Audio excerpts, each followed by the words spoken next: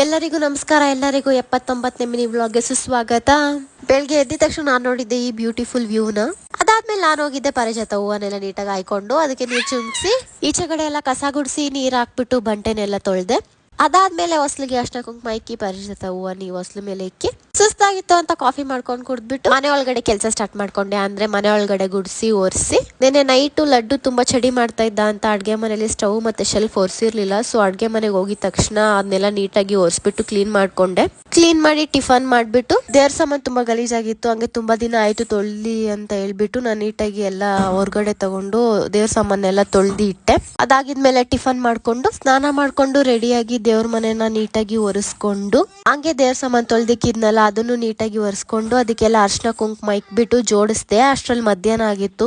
ಮಧ್ಯಾಹ್ನ ಹೊತ್ತು ಪೂಜೆ ಮಾಡಬಾರ್ದು ಅಂತ ಹೇಳ್ಬಿಟ್ಟು ಬಿಡು ಸಾಯಂಕಾಲ ಮಾಡ್ಕೊಳ್ಳೋಣ ಅಂತ ಅದನ್ನೆಲ್ಲ ಜೋಡಿಸಿ ಹೂವು ಎಲ್ಲ ಇಟ್ಟು ಹಂಗೆ ಸುಮ್ಮನೆ ಅದೇ. ಅಷ್ಟರಲ್ಲಿ ನಮ್ಮ ಲಡ್ಡು ಎದ್ದಿದ್ದ. ಸೊ ಅವನ್ನ ಆಟ ಆಡಿಸ್ತಾ ಇದ್ದೆ ನಾನು.